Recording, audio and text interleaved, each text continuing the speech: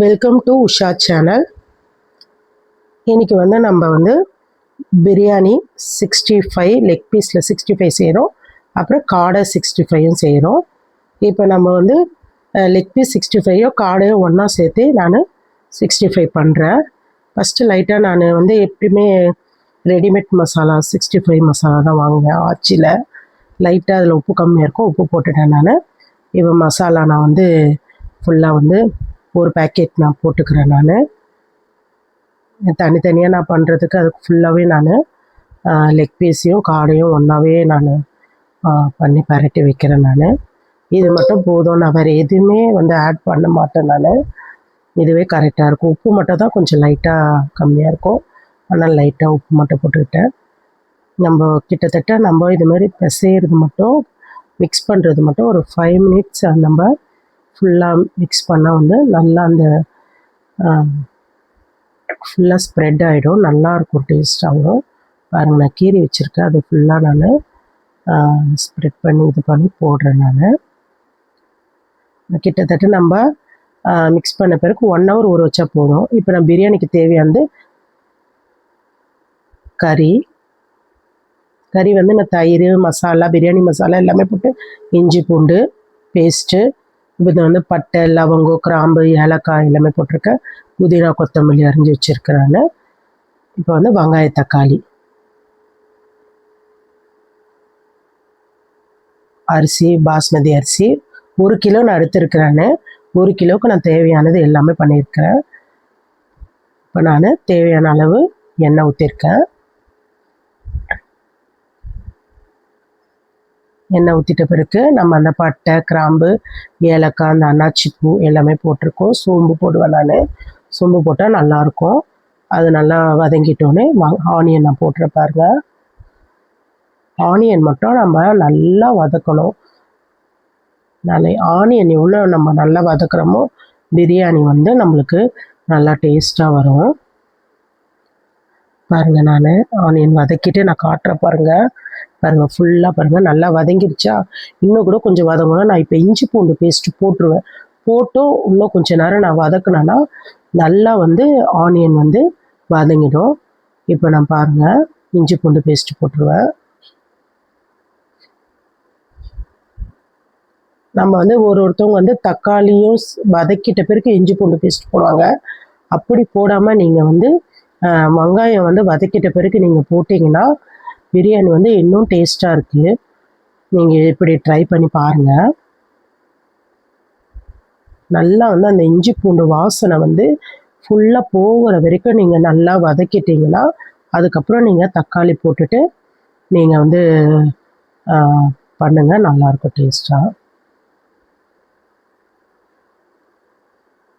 நான் ஒரு சமயத்தில் பச்சை மிளகா போடுவேன், இல்லைன்னா போட மாட்டேன். எனக்கு இப்போ நான் தக்காளியிலே தேவையான அளவு உப்பு போட்டுருவேன். தேவையான அளவுனா சிக்கன் நான் ஊற வைக்கும் போது பாதி உப்பும் தக்காளி வதக்கும் போதும் பாதி உப்பும் நான் போட்டுருவேன். நான் ஏன்னா சிக்கன்லேயும் நம்ம 1 ஹவர் நம்ம ஊற வைக்கும் தயிர் சிக்கனில் காஞ்ச மிளகாத்தூள் தயிர் பிரியாணி மசாலா இஞ்சி பூண்டு பேஸ்ட்டு எல்லாமே போட்டு நான் பிளெண்ட் பண்ணி ஊற வச்சுருக்கேன். நான் 1 ஹவர் ஊற வச்சுருவேன். நான் அப்போ தான் நம்மளுக்கு அந்த சிக்கனில் பிரியாணி சிக்கனில் நல்லா அந்த நல்லா டேஸ்ட்டாக இருக்கும். இல்லைன்னா கறி சக்க மாதிரி இருக்கும். நான் புதினா கொத்தமல்லி வாஷ் பண்ணிவிட்டு கட் பண்ணி வச்சுருவேன். நான் புதினா கூட கட் பண்ணி போட்டுருவேன்.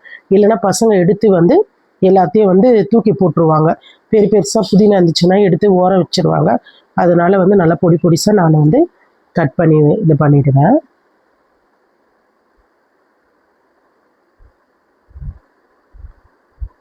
நம்ம நல்லா வதக்கிட்டோம் பாருங்கள்.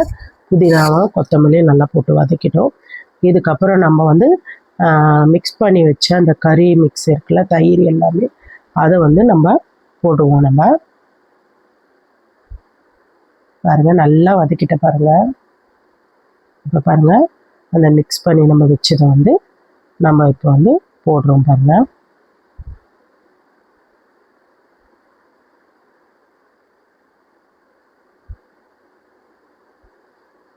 போட்டு நல்லா நம்ம அடி பிடிக்காமல் நம்ம நல்லா கிளறி விட்டுட்டே இருக்கணும். ஏன்னா எங்கள் வீட்டில் வந்து சிக்கன் வந்து கொஞ்சம் சாஃப்டாக இருந்தால் தான் கொஞ்சம் சாப்பிடுவாங்க. கொஞ்சம் ரஃப்பாக இருந்தான்னா, அதனால் நான் நல்லா வந்து சிக்கன் வந்து நல்லா இது ஃபுல்லாகவே நல்லா வேக வச்சு இது பண்ணேன். நான் மஞ்சத்தூள் வந்து லாஸ்ட்டில் வந்து கொஞ்சம் போட்டுறேன் பாருங்கள். ஒருத்தவங்க மஞ்சத்தூள் போட மாட்டாங்க, ஆனால் நான் மஞ்சத்தூள் போடுவேன். எனக்கு கொஞ்சம் எல்லோவாக இருந்தால் தான் எனக்கு பிரியாணி மாதிரி இருக்கிற மாதிரி ஃபீல் வரும். அதனால் வந்து நான் மஞ்சத்தூள் போட்டு நான் இது பண்ணுறேன். இப்போ நல்லா நம்ம வெங்காயம், தக்காளி இது எல்லாமே ஒன்றா நல்லா வதக்கி அந்த பிரியாணி இது ஸ்மெல் வர நல்லா தெரியும் நம்மளுக்கு. இந்த தண்ணி ஃபுல்லாகவே நம்மளுக்கு இதுவாகிட்ட பிறகு வற்றிட்ட பிறகு நான் வந்து 1க்கு 1.5 அளவு நான் தண்ணி ஊற்றுவேன் நான் பிரியாணிக்கு. இப்போ பாருங்கள் நல்லா வதங்கி வருது. நம்ம வந்து இந்த டைமில் தான் நம்ம அப்படியே விட்டுறக்கூடாது, அடி பிடிச்சிரும். அதனால் நம்ம நல்லா கிளறி விட்டுட்டே இருப்பேன் நான் பக்கத்தில் இருந்துக்கிட்டு. நம்ம இந்த டைமில் நம்ம எங்கேயாவது சும்மா வேலை இருக்குதுன்னு சும்மா போயிட்டு வந்தோன்னா அதுக்குள்ளே அடி பிடிச்சிரும், அந்த ஸ்மெல்லாம் வரும். அதனால் நான் இப்போ இந்த டைமில் இருப்பேன். பாருங்கள் லெக் பீஸ் இருந்துச்சு, அதை காட்டணுன்னு உங்களுக்கு இது பண்ணுறேன். பாருங்கள் நான் தண்ணி வந்து அந்த நம்ம சிக்கன் இருந்துச்சுல ஏற்கனவே அந்த இதுலேயே தண்ணி ஊற்றி வச்சுருக்கேன் நான்.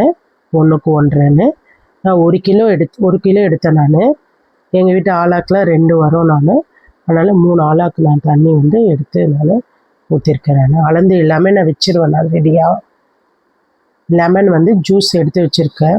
அரிசி போட்ட பிறகு லெமன் ஜூஸை நான் ஊற்றுவேன் நான் எப்பவுமே.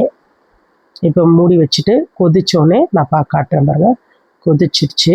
இப்போ நம்ம அரிசி வந்து இப்போ போட்டுட்டு லெமன் ஜூஸ் ஊற்றுவேன், நீங்கள் பாருங்கள்.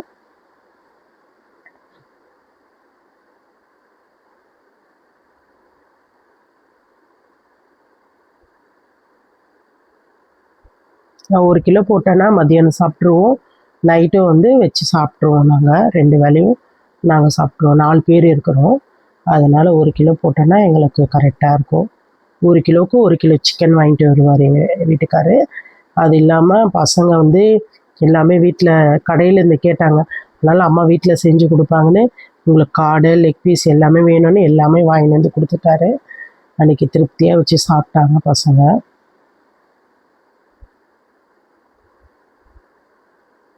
எங்கள் ஹஸ்பண்ட் மேக்ஸிமம் லெமன் ஊற்றுற பாருங்கள், மேக்ஸிமம் கடை இது வாங்கி தர மாட்டார். வீட்டில் பசங்க செஞ்சு கொடுக்கறது தான் இது பண்ணுவார். அதனால நான் வீட்லேயே எல்லாமே செஞ்சுருவேன். பாருங்கள் லெமன் ஜூஸ் ஊற்றுறாங்க, நம்மளுக்கு அரிசி வந்து உடையாது, நம்மளுக்கு தனித்தனியாக இருக்கும். நான் பாருங்கள் மேலே வந்து சுடு தண்ணி இது டம் வச்சுருவேன். இப்போ பாருங்கள் ரெடி ஆயிடுச்சான்னு பாருங்கள். தண்ணி எல்லாமே வந்து தண்ணி அரிசியும் ஒன்றா ஸ்ப்ரெட் ஆகிடுச்சு. அதுக்கப்புறம் ஒரு கிளறிட்டு நான் ஃபுல்லாகவே அப்படியே நான் ஒருத்தவங்க அப்படியே மூடி இதுமாரி தண்ணி வற்றிட்ட பிறகு வைப்பாங்க. நான் தண்ணி சுடு தண்ணியும் அப்படியே அப்பயும் மேலே வைப்பேன். இப்போ பாருங்கள் ஒன்றாயிடுச்சு. இப்போ நான் 65 அது டம்மு இதுவாகிறதுக்குள்ளே நான் 65 நான் போடுறேன். நான் பாருங்கள் மசாலா போட்டு ஊற வச்சதெல்லாம் நான் ஃபஸ்ட்டு நான் பிரியாணி செய்கிறதுக்கு முன்னாடி பாருங்கள் நல்லா ஊறிடுச்சு. இப்போ நான் 65 போடுறேன். நான் 65 காடை ஒன்றாவே சேர்த்து வறுத்துருக்குறேன்.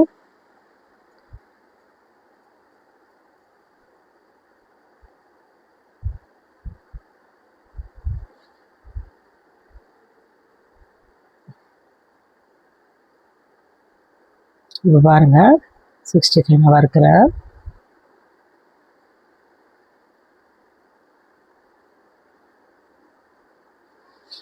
நம்ம இப்படி 1 ஹவர் நம்ம ஊற வச்சிட்டோன்னா நம்மளுக்கு வந்து எண்ணெயில் வந்து அவ்வளவும் நம்மளுக்கு பிரியாத அந்த இந்த மசாலா எதுவுமே இதுவாகாது. எல்லாமே வந்து இது நல்லாயிருக்கும். பாருங்கள் இந்த மசாலா எதுவுமே அவ்வளோவும் வந்து இந்த இதில் போகாது, எண்ணெயில் அவ்வளோவும் வறுத்துட்டேன். பெருசாக இருந்துச்சு லெக் பீஸு, அதில் 3 தான் போட முடிஞ்சிச்சு. நான் எண்ணெய் கொஞ்சம் திட்டமாக ஊற்றி தான் நான் வறுப்பேன்.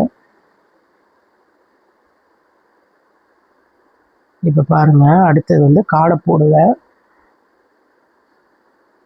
போடுற பாருங்களேன், காடை நல்லா அவர் வந்து பொடிசாக வெட்டிட்டார், எல்லாத்தையும் எடுத்துகிட்டு வாங்கிட்டார்.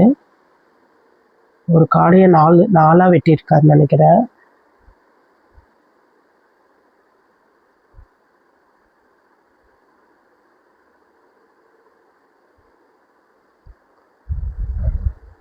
இப்போ நான் வறுக்கிறப்பவே பிரியாணி வந்து ரெடி ஆயிடுச்சு. பாருங்கள் பிரியாணி எவ்வளோ அழகாக ரெடி ஆயிடுச்சுன்னு நான் எடுத்து காட்டுறேன் உங்ககிட்ட. பாருங்களேன், ஒன்றுக்கு ஒன்று அப்படியே தண்ணியில் கரெக்டாக இருந்துச்சு. அழகாக ஒன்றுக்கு ஒன்று அழகாக எதுவாகாமல் குலையாமல் கொள்ளாமல் உதிரியாக இருந்துச்சு. பாருங்கள், நான் காட்டுறது தெரியும் உங்களுக்கு பார்க்குறப்பவே. நம்ம தண்ணி எல்லாமே கரெக்டாக நம்ம வச்சாலே போதும். நான் எண்ணெய் கூட அவ்வளோ ஊற்றலை கொள்ளலை, கரெக்டாக இருந்துச்சு. அதுக்குள்ளேயே நம்மளுக்கு இது காடையும் வந்து ரெடியாக போகுது. நம்மளுக்கு எல்லா வேலையோடு எனக்கு பிரியாணி செய்கிறது தான் ஈஸியாக இருக்கும். எனக்கு பிரிஞ்சி கூட ரொம்ப கஷ்டம்னா எல்லா காயும் நறுக்கி எல்லாமே பண்ணணும். ஆனால் பிரியாணி தான் எனக்கு எல்லா குழம்போட பிரியாணி செய்கிறது தான் ஈஸியாக இருக்கும் எனக்கு. இப்போ பாருங்கள் என்னென்னலாம் ரெடி ஆகிருக்குன்னு. பிரியாணி ரெடி ஆகிடுச்சு. அடுத்தது லெக் பீஸு, அடுத்தது காடை நிறைய வாங்கிட்டு வந்தார். நான் மத்தியானத்துக்கு மட்டும் தேவையானது லெக் பீஸ் தயிர். பாருங்கள், லெக் பீஸும் வந்து காடையும் இது பண்ணிட்டேன். நான் நைட்டுக்கு மீதியை வறுத்துப்பேன் நான். பாருங்கள் சாப்பாடு எல்லாமே பசங்க நல்லா திருப்தியாக சாப்பிட்டாங்க. நீங்களும் உங்களுக்கும் பிடிச்சிருந்தா லைக் பண்ணுங்கள், ஷேர் பண்ணுங்கள், கமெண்ட் பண்ணுங்கள், எல்லோரும் சப்ஸ்கிரைப் பண்ணுங்கள். தேங்க்யூ.